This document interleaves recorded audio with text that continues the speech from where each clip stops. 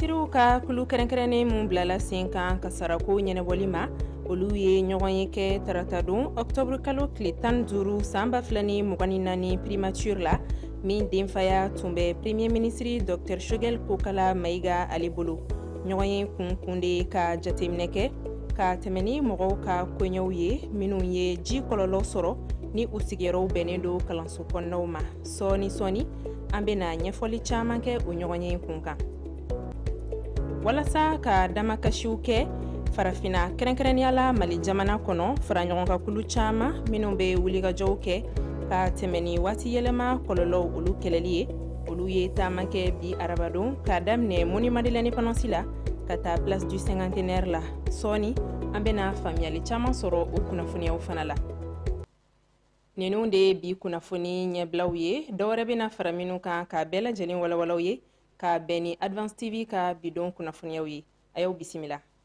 I n'a fɔ an y'a fɔ bakurunbaw la cogo min na, minisirisow ka kuru kɛrɛnkɛrɛnnen mun bilala sen kan ka sarako olu ɲɛnabɔli ma, olu ye ɲɔgɔn ye kɛ tarata don octobre kalo tile 15 san 2024 primature la, min yɛrɛ denfaya tun bɛ premier ministre Dr Choguel Kokala Mayiga ale bolo. ɲɔgɔn ye tun kun de ye ka se ka jateminɛ kɛ ka tɛmɛ ni mɔgɔw ka koɲɛw ye minnu ye ji kɔlɔlɔw sɔrɔ ni u sigiyɔrɔw bɛnnen don kalanso kɔnɔnaw ma. A ɲɔgɔn ye kofɔlen ka caman faamu a kan an ka Aissata Ba lamɛn. San 2024-2025 école-taw olu kun bolondan bɛ ka bila ni octobre kalo daminɛ nga ale bɔra a dɔgɔkɔrɔ ni k'a bila novembre kalo nata o tile 4 na. Jamana faamaw ye u fɛɛrɛ tigɛ ka kɛɲɛ ni jizon ale ka ɲagata ye jamana kɔnɔ ka se ka fɛɛrɛw tigɛ min na lakɔli na se ka ta o waati kura kofɔlen na. Comité ministériel de gestion des crises et des catastrophes ale maaw olu ni gouvernement ɲɛma Dr Choguel Kokala Mayiga olu jɛra ka masala kɛ. Kɛnɛ kan kalanko ministiri ale hakili jigin kɛ ni ka lakɔlisow hakɛ fɔ ji ye tiɲɛni kɛ yɔrɔ minnu na.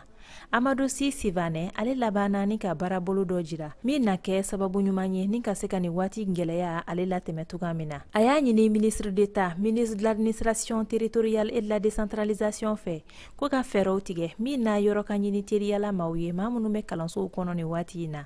ko ji bɛ kalanso minnu fana kɔnɔ k'olu ka yɛlɛma yɔrɔ wɛrɛw la yaasa ka se ka ni waati in natɛmɛ ko yɔrɔ minnu tiɲɛnen don ko ka olu labɛn. O baara ninnu bɛɛ lajɛlen ko o musaka kan ka bɛn sefa wari ye ale $600,000 de ma. Kɛnɛ kan bɛn kɛra kan k'a fɔ ko ka fɛɛrɛ kuntalajan dɔ bila sen kan waati yɛlɛma kɔlɔlɔ kama ale le ka fɛɛrɛ kuntalajan dɔ fana bila sen kan denmisɛnw olu kalanko ɲuman kama ni subahana mansinw ye ni diɲɛ dɔnniya kuraw ye n'an b'a fɔ o ma ko éducation à distance.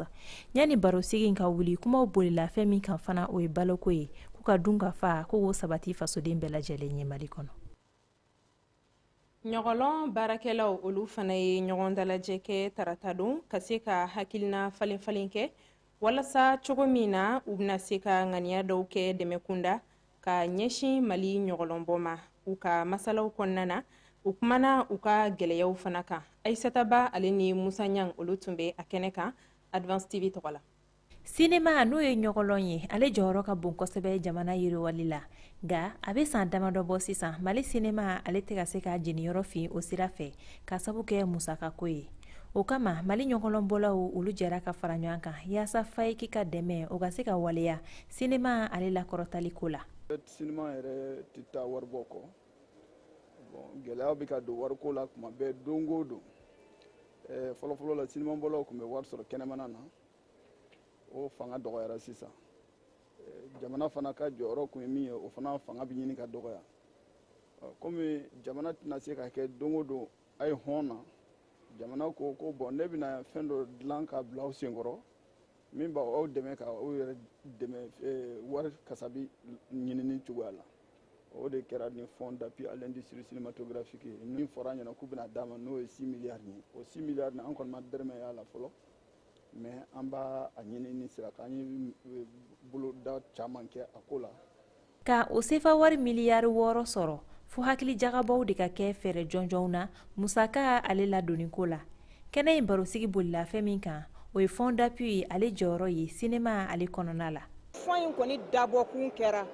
walasa sinema yɛrɛ ka se ka cari a ɲɛma parce que anw ka sinema depuis lawale a bɛ ladamuni de kɛ. Donc n'i bɛ ladamuni kɛ i bɛ jamanadenw ladamu a ka ca Ala fɛ hakili falen falen bi na ni hakiliw falenna ɲɛ bi sɔrɔ ko caman na mais ni hakiliw ma falen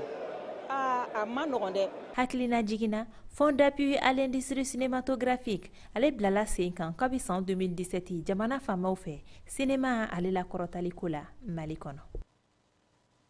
Lafasalitɔn min bɛ wele SNEPIL ale fana ye ɲɛfɔli kɛ a ka gɛlɛyaw la kunnafoni kɛnɛ dɔ senfɛ min kɛra tarata don Mali jatalaw ka soba kɔnɔ ni an ko a ma ko CNCM. A kunnafoni kɛnɛ kan an ka kunnafondila Isa Sise ale ni Kɛrfa Sidibe tun bɛ yen nɔ.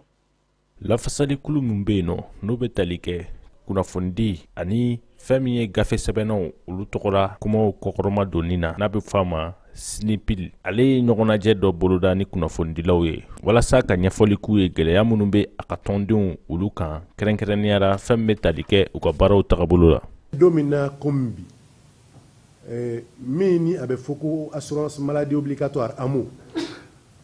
bi an ka cakɛyɔrɔ caman bɛ ka gɛlɛya sɔrɔ o ko la a ka ca san 3 ye dɔw u t'u ka assurance sɔrɔ u t'a sɔrɔ u ka denbaya t'a sɔrɔ k'a sɔrɔ u dun ka sara la a musaka bɛ bɔ a la kalo kalo k'a yira ko nin kan ka taa sara INPS la. Ni ɲɔgɔnnajɛ in senfɛ fɛn min ye UNTN maa ɲɛma filanan ale tun bɛ nin kɛnɛ kan a nana a ka dɛmɛ ka ta ka ɲɛsin SNEPIL maaw ma walasa k'a yira k'a fɔ fɛn min ye lafasakulu olu bɛɛ ka laɲini ye kelen n'o de ye k'u ka tɔndenw k'u ka hakɛw lafasa. Niveau de l'UNTN an bɛ se ka mun fɔ c'est que an dɔw don donc an tɛ se k'an sigi o fana lajɛ k'o to ten an bɛ se ka wulikajɔ minnu kɛ o ye ka anticiper walasa a kana wolo fɛn dɔ la mun bɛ ta k'an bɛɛ bolo dan. Bi an ye u ka degun bɛɛ lamɛn ni mun kan ka se ka kɛ walasa problèmew bɛɛ ka wuli ka b'u kan k'a sɔrɔ a ma kɛ ni kɛlɛ ye an b'o bolo da. An ma lɔdɔnniya k'a fɔ nin kunnafonidi in laɲini de ye walasa fɛɛrɛw bɛ se ka bila sen kan cogo min na maa minnu bɛ kunnafonidi baara kɔnɔ fo ka taa se gafe sɛbɛnw ma olu ka se ka don bɛrɛ la ani fɛnɛ ka fɛɛrɛw bila sen kan min bɛ kɛ sababu ye ni kɔlɔlɔw sɔrɔ don min na u bɛ se k'u yɛrɛ furakɛ walima ka jigiya bila u kunkɔrɔ. An n'an ka ɲɛmɔgɔw an ka sigi an ka kuma ka da ka gɛlɛya wɛrɛw bɛ yen min tɛ nin si ye mais kuma ɲɔgɔnya hakili falen falen b'a to laɲiniw a bɛ se ka sabati u bɛ se ka min kɛ u b'o fɔ an fana hakili la min ye an b'o partager n'u ye an ko waati dɔw la bɛn kɛra sɛbɛn dɔw la n'a f'u ma ko PV de réconciliation fo bi gɛlɛya bɛ olu application na or an b'a dɔn n'olu dɔ appliquera a b'a to cakɛyɔrɔ dɔw bɛ se ka lafiya sɔrɔ u ka baaraw cogoya la. Min bɛ tali kɛ baaraɲɔgɔnya la SNEPIL, AGETIC, AMAPU, ANCD, ADPD, SN ani CNCM olu ka se k'u bolo di ɲɔgɔn ma cogo min na u ka baaraw olu bɛ se ka taga ɲɛ ani fɛnɛ maa minnu bɛ nin baara kofɔlen ninnu na u bɛ se ka bila bɛrɛ la. Walasa ka damakasiw kɛ farafina kɛrɛnkɛrɛnnenya la Mali jamana ali tɔgɔ la faraɲɔgɔnkakulu caman minnu bɛ wulikajɔw kɛ ka tɛmɛ ni waati yɛlɛma kɔlɔlɔ olu kɛlɛli ye olu ye taama kɛ bi arabadon ka daminɛ monument de l'indépendance la ka taa place de cinquantenaire la an ka kunnafonidila Isa Sise ani Kɛrfa Sidibe olu bɛ segin ni an ye o kunnafoniyaw kan. Wagati yɛlɛma ale n'a kɔlɔlɔw kɛlen don ka diɲɛma gan a kamana na o hukumu kɔnɔna la an fɛ yan ba Maliba kɔnɔna la maa minnu bɛ yen nɔ n'olu ka wulikajɔ de ye walasa wagati yɛlɛma kɔlɔlɔ o sera maa minnu ma ka se k'u bila u ka hakɛw kɔnɔna la. Taama in a dabɔlen bɛ an ka sigida lakanan de kama barisa ni a yɛrɛ y'a ye waati yɛlɛma kɔlɔlɔ a kelen bɛ fɛn ye bi fɛn min ye kungo caman caman lase an ka sigidaw ma donc o kama sa an ye wulikajɔ kɛ walasa bɛɛ lajɛlen k'a dɔn k'a fɔ ko waati yɛlɛma kɔlɔlɔ maa si nɔ tɛ an bɛɛ lajɛlen de nɔ don. Walasa nin taama kofɔlen ale ka se ka fanga sɔrɔ nin waleya in ɲɔgɔnna bolodala an ka jamana marabolo fan caman na walasa ka bolo di ɲɔgɔnma sabati. Tagama nin bɛ se ka nɔbɔ parce que tagama nin tɛ yan dɔrɔn ye tagama nin na an y'a ye jeune kɛmɛ ba kelen kɔ o de farala ɲɔgɔn kan ka ko kɛ jeune caman minnu ye association ye olu farala ɲɔgɔn kan k'o kɛ région wɛrɛw fana la mɔgɔw bɛ ka fɛn caman kɛ donc no an farala ɲɔgɔn kan parce que an y'a ye k'a fɔ jeune dɔrɔn tɛ ONG dɔrɔn tɛ association dɔrɔn tɛ gouvernement yɛrɛ y'i sen don baara in na population yɛrɛ y'i sen don baara in na. maa minnu ye nin hakilina ta u b'a yira k'a fɔ u bɛna le gafe bila bolo la walasa ko o sɛmɛ an ka jamana ɲɛmɔgɔw la. o région bɛɛ ka dekun an bɛna olu de ta k'o kɛ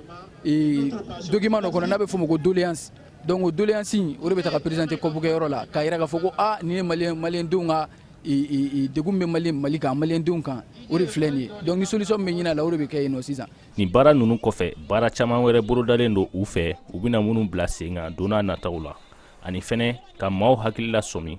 fɛɛrɛ minnu bɛ se ka bila ani waleya minnu bɛ se ka ta ka wagati yɛlɛma a n'a kɔlɔlɔw kunbɛn. an bɛ taa ni farikolo ɲɛnajɛ kunnafoniyaw ye min yɛrɛ la Kupu Mutaga Traore ale tako labanw kɛra sibiri don octobre kalo tile 12 Wɛnzɛnbugu dɔlɔnta kɛnɛ kan min yɛrɛ la ASSD ale ye sebaya sɔrɔ tourbillon ɲɛkɔrɔ 4 a kɛnɛ denfaya tun bɛ Umar Daf ale ni Fuseni Watara bolo minnu yɛrɛ ye CNT mɔgɔw ye. Kajatu Bagayugu. I n'a fɔ laadalako la tako 3 tɛmɛnen kɔ Kupu Mutaga Traore Wɛnzɛnkaw fɛ a tako 4nan baaraw fɛnɛ kɛla kunnawoloba ye. Tako 4nan yɛrɛ kɛnɛ kan dolantanjɛkulu 16 olu de sen bɛ tolo na ɲɔgɔnsɔrɔ labanw kɛnɛ kan n'o ye finale ASSD n'ale donfini kun ye binkɛnɛma ye ale ni tourbillon kun kɔdalen ɲɔgɔn na n'olu donfini kun ye jɛma ye. ɲɔgɔnsɔrɔ yɛrɛ bɛ kɛ ɲɔgɔnsɔrɔ jijalenba ye tako fɔlɔ bɛ dɛsɛ ɲɔgɔn na 2 ani 2 nka ɲɔgɔnsɔrɔ bɛ taa kuncɛ yɔrɔ min na ASSD bɛna sebaga ɲɛnama sɔrɔ 4 ani 2 ka bɛn denmisɛnninw ka bolodi ɲɔgɔn ma. Denmisɛnnin caman bɛ même ne bɛ taa reportage la yɔrɔ dɔw la dɔw bɛ gɛrɛ n na k'an fo n yɛrɛ t'o dɔn u b'a fɔ ko oui ko ne géré i ka compétition na fɛn min don a kan ka continuer parce que a ye denmisɛnninw pousser déjà u bila sira ɲuman kan n'o ye u b'a dɔn ko baara de bɛ maa nafa. Ça a été parfaite vraiment parce que an taara supporter base caman na an tɛ ɲɔgɔn na ye quoi k'a da salon et puis san o san dɔ de bɛ fara kan n'i nana san o san i b'a sɔrɔ dɔ de farala ɲɔgɔn kan donc vraiment o yɔrɔ la an tɛ se ka foyi fɔ o la et puis an ka foli bɛ mun taga ye vraiment an ka foli b'a ye a quartier in ballontan a bɛ ka layɛlɛ. Donboloko ta fanfɛla la an b'a ye k'a fɔ ko équipe min kɛra maa muɲunen kɛnɛ in kan n'o FC Kureshi ale ye jɔnjɔn dɔ sɔrɔ dolantala min kɛra ɲɔgɔn tɛ ɲɔgɔn ma dɛ Abubakar Dabo tourbillon ale fana ye jɔnjɔn sɔrɔ Celu Yaralangana n'o ye Sine Jalo Sefar ale fana ye jɔnjɔn dɔ sɔrɔ degeden karamɔgɔ min kɛra ɲɔgɔn tɛ ɲɔgɔn ma dɛ o ye Seydou Keita ye tourbillon finaliste malheureux n'o ye tourbillon ale ye Sefar 6 bɔɲɔngo sɔrɔ ka fara Sodaf ka minɛnw kan jɔnjɔn tabaga n'o ye ASSD ye ka fara Kupu kan Abulayi Jɔn Sefar 10 bɔɲɔngo ye ani denfa Umar Daf u ka produit. An sera ka nunu ne fara ɲɔgɔn kan ka di aw ma kunnafoni kunda ɲɛmayaso ka yamaruya kɔnɔna na aw ni ce aw ka kulomajɔ la aw kan bɛ a ɲɔgɔnna wɛrɛ ma.